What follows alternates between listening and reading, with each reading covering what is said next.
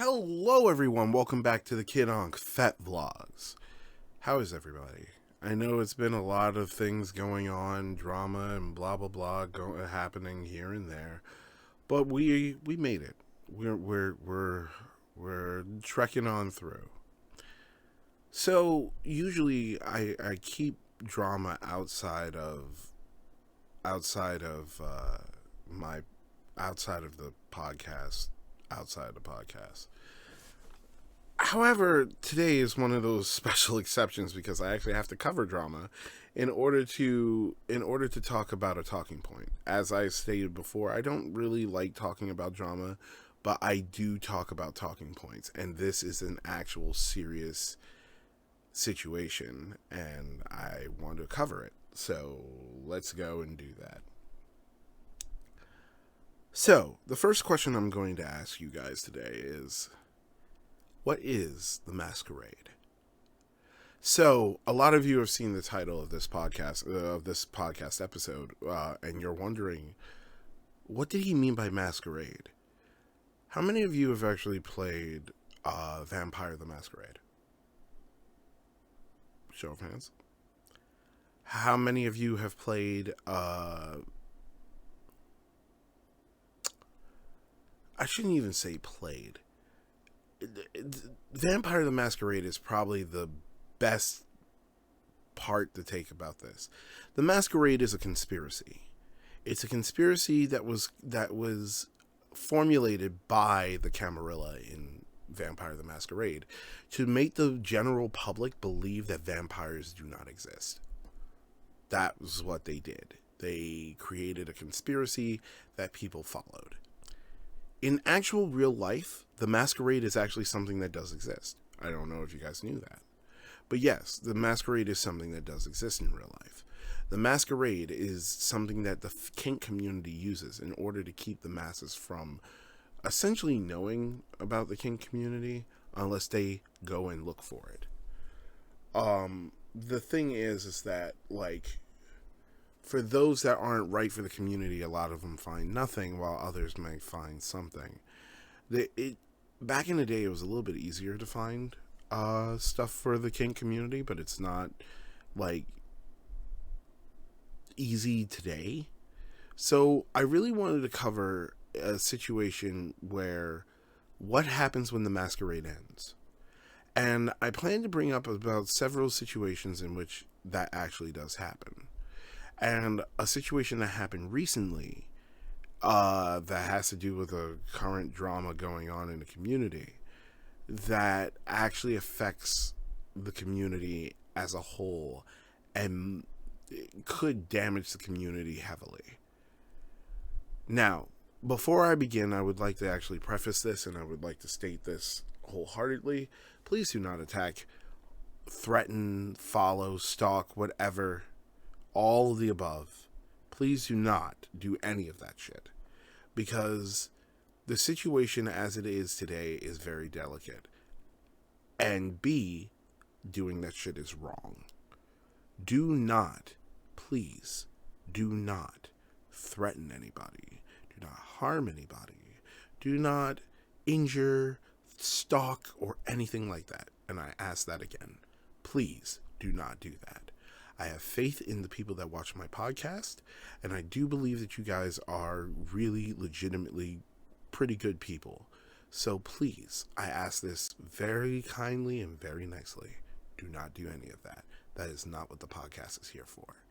This is an open-handed criticism of something that's going on, and I do really want to emphasize the fact that there is a shit ton of criticism here. All right, so let's get started. The biggest situation of the Masquerade, right, is that people know that the Kink community exists, but they don't know exactly how to find it, and then it's usually on the backtrack of their mind. Most people that go day to day in today's society do not give a flying fuck about Kink. They don't care. It's stupid to them. It's a pointless thing that doesn't go anywhere, and how is that paying their bills? A lot of them believe.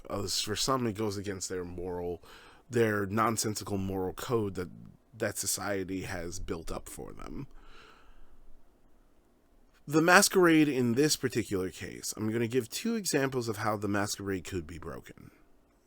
Actual two critical masquerade breaking events. And these situations could cause serious fucking damage to the community. So let's begin. Situation one. One of the worst things that could happen with a broken masquerade is with an end of a masquerade scenario or broken masquerade is the crazies of the public actually learning about kink. And I say this not because of the fact that they are, you know, not caring about the rules or anything like that. No, they're actually fucking crazy and will do wild shit. We live in a society of people who have done wild shit over the years, day after day, time after time, for the most wildest of things. Case in point, an example. There are people in Texas right now that have been there for like 3, 4, 5 years, waiting for JFK to rise from the grave so that he can run side by side with the Republican Party's supposed nominee. Like, that's an actual real thing. You guys can look that up. There was a situation where it was believed that they were drinking, it was allegedly they were drinking chlorine dioxide. Yeah, they were drinking like Clorox. Yeah, which is fucking insane. They had some type of mixture that they feel that they were claiming was fighting off COVID, and I'm actually curious on why, like, how many people were hospitalized because of that. But that's a real thing. Go and look it up. It's actually still happening. As far as I know, the last time I checked, it was still happening. People like that do exist, and a lot of these people can be triggered and activated by the most randomest of things, and you never know what it is that might trigger them, what might get them going to doing some wild shit like that. So this was something that happened in my city, right? In my city, around the area, there are different adult film stores, like adult, like, porn shops and stuff, right? Right across the way from these porn shops are, like, mind you, a lot of these porn stores are like leftovers from like the years where certain parts of the city were the red light district. There used to be a lot more of them back in the day. A lot more kink stores too back in the day too. But there was a situation where adult stores were in existence in different places, and then like evangelicals have built churches right near them. So because they believed that they were, in my belief and from my understanding, they thought that they would be saving the sinners, because where would most of the sinners go but the adult store? My guess is that they weren't saving enough people, or someone, or their preacher, or whatever have you, someone got a little bit more radicalized and then actually believed that that the only way to really save the people was to burn down the adult store. This is why when you're in my city, you can actually see fire damage on some of these adult stores. Yeah, they're obviously, like, had Molotov cocktails thrown on them. It's some crazy wild shit. That's a real thing that has happened in this city, and even today, like when you go between here and Ohio, you can actually see some of the places that have damage. It's like even like outside of the city, there are still rural areas where that's a situation, and all you have to do is look a couple of feet and notice there's a church right near it. So yeah, that's a thing, right? Now, that's not exactly an end of masquerade scenario, but it is explaining about the crazy actions people would take in order to do that, right? The next one is an end of the Masquerade scenario. The end of the Masquerade scenario that I actually got to see in person was almost like a simulation, like as if someone had it was almost like if this shit played out in the Danger Room in the X-Men.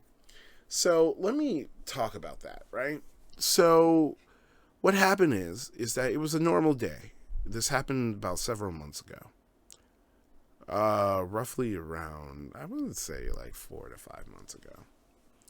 Maybe a little bit more, actually. It might have been actually, it was like mid last year that this happened. This was like mid last year, like May of last year, probably.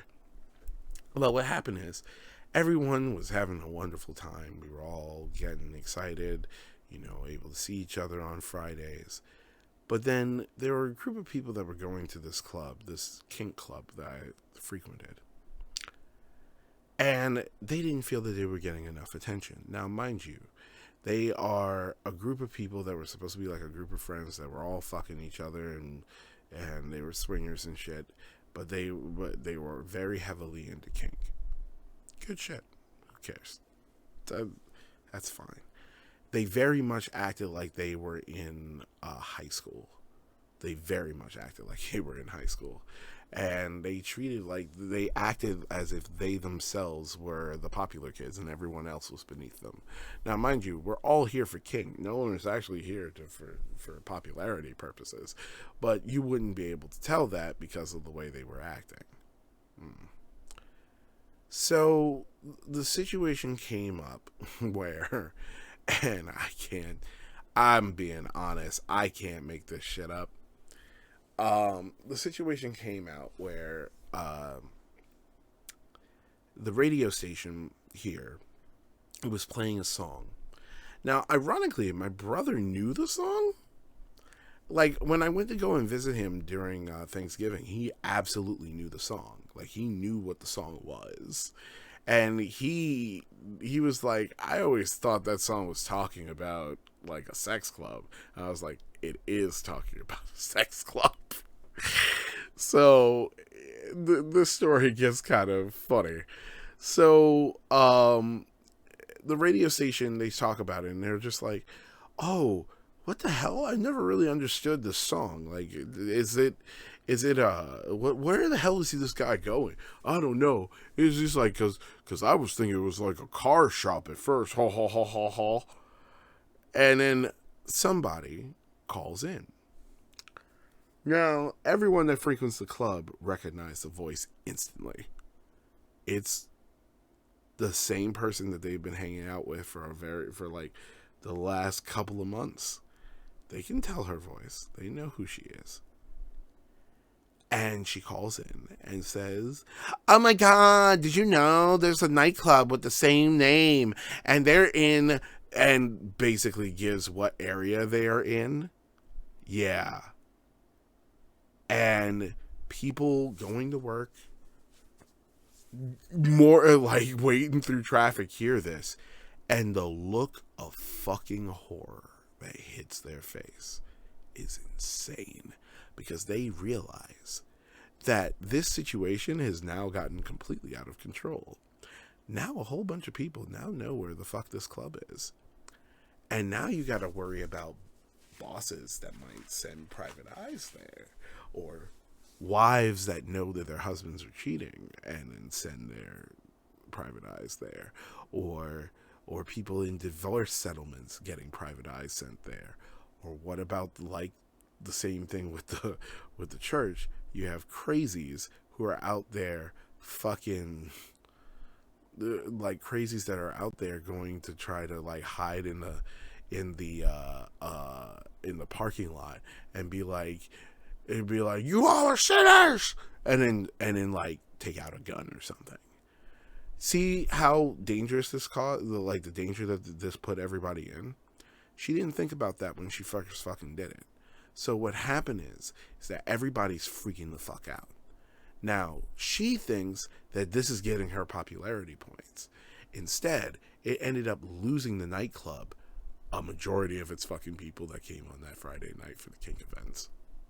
Yep. Brain drain. Just everybody was gone. And the reason why they were gone is because of the fact that they were worried. They were legitimately worried. They were scared. They were scared that someone might actually harm them. Someone might wait out there. Fucking divorce, the men that had divorces, women that had got divorces. They could lose the custody of their kids. They could lose a lot of different shit. They could lose their jobs because they were afraid that businesses might actually go and do shit like this. And it was awful. They lost so many people. And they couldn't course correct. And the girl that did it is just like walking back in there, and she's just like, oh, because I asked the question to her. I was like, why the fuck are you celebrating this? This is not good. This is a terrible idea. And I was like, why the fuck would you have done that? And then some other person that was a swinger comes in and says, this just means it's going to be fresh meat.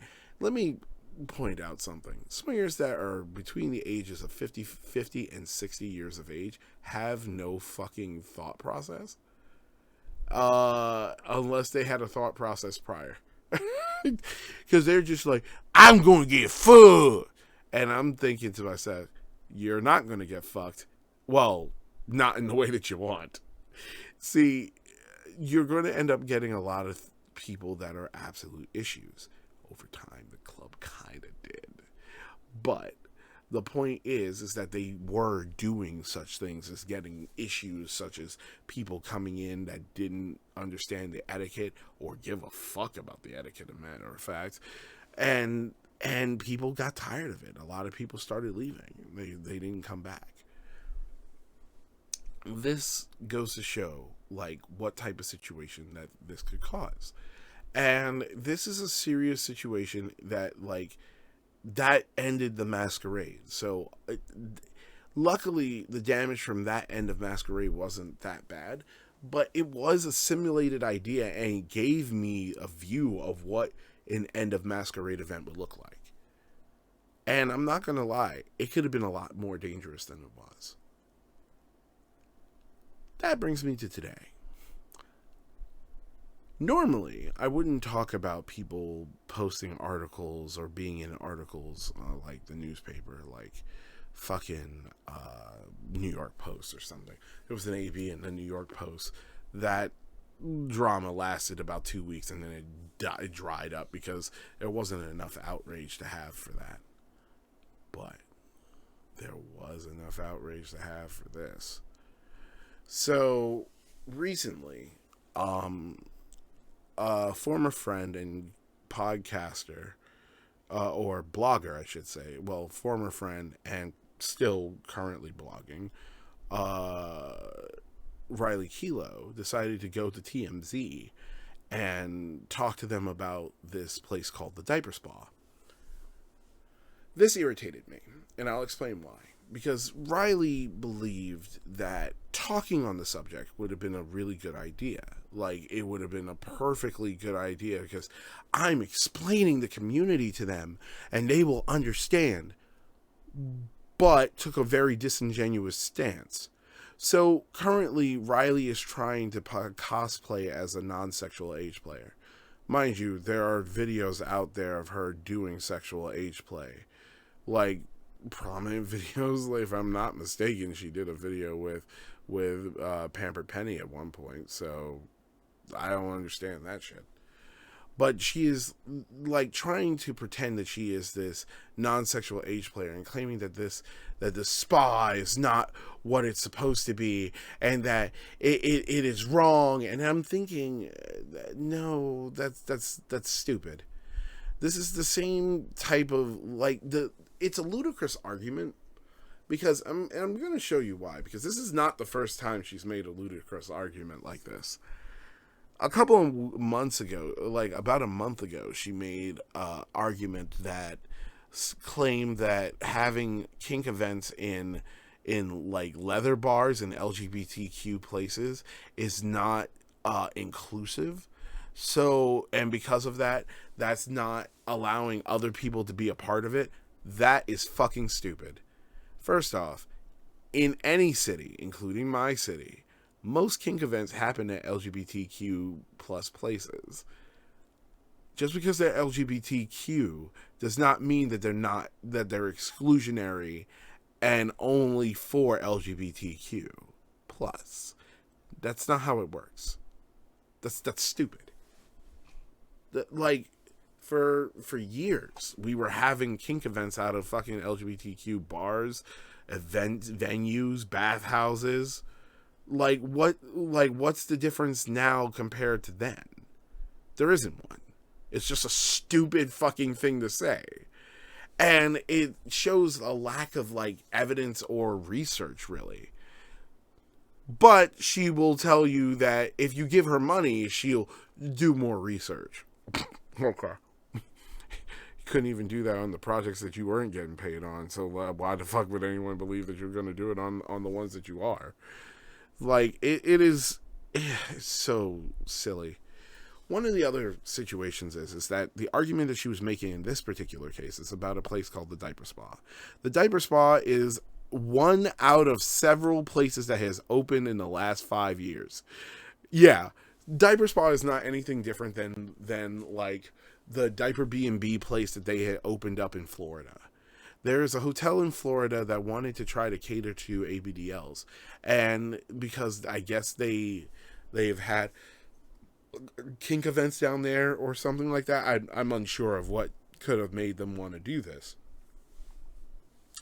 But this place actually had like a cordoned off room, a set of rooms that they made into like playrooms for ABDL and age players. And they found that they were getting a lot of people that heard about it to come there and actually try out one of the rooms, and people were enjoying it. Things like this are okay. That's actually good. And I'll explain why. One of the biggest things and hardest things for people in the kink community to understand is that we need venue spaces. Venue spaces are real hard to get. If you have a hotel that's already doing stuff like this, you can actually like rent out those hotels. Those hotels will be glad to rent out to you. Like for kink events that are like massive, like Capcom and stuff like that. But the moment you start shaming them is the moment that they stop doing that. And then without that, that creates a whole vacuum where there aren't enough spaces. Now, the idea that you're going to yell that you need, the idea that she's yelling that, oh, well, we need more inclusive spaces with vanilla people who are perfectly okay with them being there. Okay. Oh, okay, Cinderella. I don't know where the fuck you are getting this idea from. But no, those are not horses. Those are actual rats. And that is not an actual talking point. That's a bag of shit. This is stupid. First off, you are never going to get the masses to actually agree to this. And I thought that this was the weirdest argument, because it was like, it's too close to parks and schools. Okay. Well, then how are you going to justify dominatrixes that live in whole neighborhoods? There are dominatrixes that live in neighborhoods that do have, like, parents with kids. But those parents do not know, and the kids do not know, that there's a dominatrix living down the street. Because we don't live in fucking glass houses. But the idea that she is sharing is as if that is the case. I would like to point out that she went to a con that literally was like, 2 to 3 blocks away from an entire neighborhood, and you could hear the kids playing on the street and screaming and running around. But they had no idea that there was a kink event happening at this hotel that was up the street from them. And there was loud music, and people were making sure not to talk super loud so those kids could not, like, no one could actually hear the conversations that were being held. It just sounded like a regular fucking party. And there was a giant block fence. When I say block, I mean they had a giant wooden fence that was at least 9 feet tall. That went from the ground all the way up, and it secured an entire blocked out space for people to chat and enjoy and have fun. Right? We never had a situation in which anyone ran up and was like, oh, what's going on over here? That's not what happened. But the thing that irritates me is that, like, you can't choose where these places are. You have to take what you can. But now when you do, you have to make sure that you are keeping both the public safe and the kink people safe. The ludicrousness of this place offers this service and it's too close to residential homes is the dumbest fucking thing ever. Especially coming from a sex worker who used to work with dominatrixes that actually lived in homes that are in rural neighborhoods. I've been to dominatrixes places that have like completely refurbished their own homes so that they have actually put in so much fucking sound blocking that no one could possibly hear any noises coming from that basement, from the dungeon that they have. I live, like seriously, I've been to different dungeons around this city. I've been to different dungeons in New York City. A matter of fact, there are dungeon spaces in New York that are in actual residential apartments. And guess what? I walked there. People were doing play. I heard nothing. I opened the door, still heard nothing, till I walked further in and heard everyone. It was not coming through the walls. No one who lived on that floor knew what was going on that floor. Because they had put up stuff on the inside so that it captured sound. You can get stuff that captures sound. There were music playing too. But that's exactly what I'm saying. The absolute ludicrousness of the idea that we need to end the masquerade because virtue signaling is fucking stupid. The one argument that I hate the most, off the bat, is, what about the children? What the fuck? Who the fuck cares about the kids? They're not here. That's the thing I don't understand. We keep yelling that, but there are no kids there.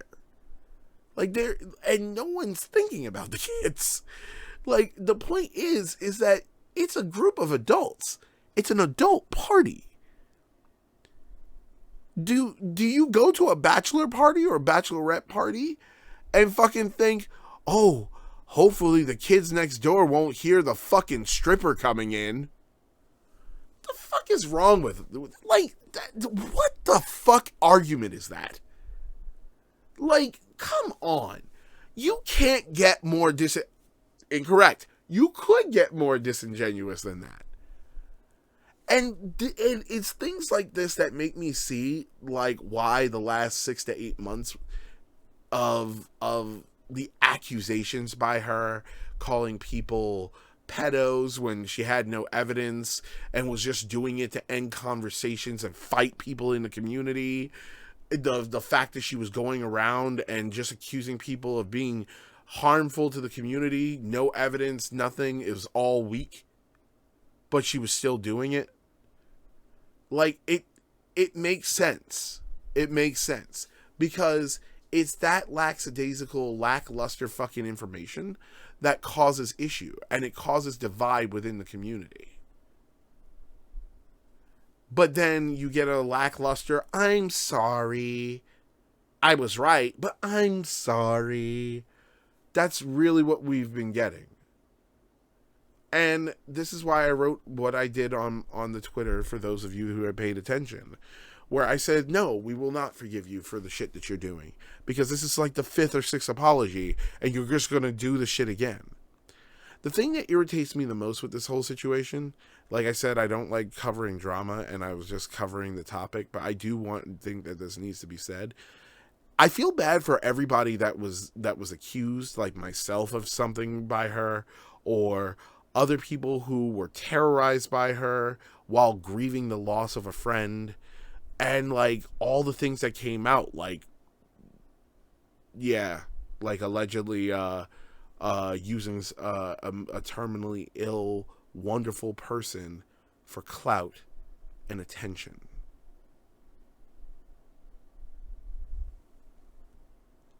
All of this makes sense now.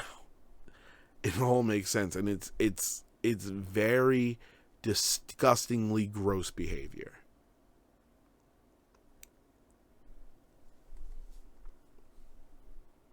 Under no circumstances have I ever thought that that would necessarily be a thing. But the thing that irritates me the most is that she accused me of being fame hungry and wanting to be popular and trying to befriend all the sex workers, right? First off, let me just straighten that out. Befriending sex workers, I do that because I support them. I think that they are some of the most hardworking motherfuckers in this goddamn fucking country. It is their dick and their pussy that keeps the fucking world spinning here. Whether other motherfuckers like to admit that shit or not. They do hard fucking work. And I'm not talking about like prostitution or anything like that. No. I'm referring to porn movies, stripping, exotic dancing, shit like that. Dominatrix work. They keep the world spinning. They keep the economy going. Please. If I'm befriending them, it's because I absolutely fucking respect them. Second point, the wanting fame. That's stupid. Like, why would I want that? I barely have enough time as it is. I'm lazy. I want to play Dragon Ball Z and Naruto Shinobi Strikers. Like, I want to build Gundams. I want to play Gundam. I want to watch Gundam. I want to do a lot of shit. Like, build cosplay. And do all this stuff that I haven't been able to do since the pandemic. I spend my time running events, going out, speaking to people, trying to get more and more help and to get more asses in seats, as they would say, for these events. That's what I do. And try to help other event runners get asses in seats. But I do it for the fame, I guess. Fuck you. And as for the, the fame and the being popular, the fuck do I need the podcast to be popular for? That's not what this podcast is for. Shit. I only got 500 fucking... Do I even have 500? Actually, that's a good question. How many concurrent people do I have watching the podcast right now? Like, give me a sec. Reload.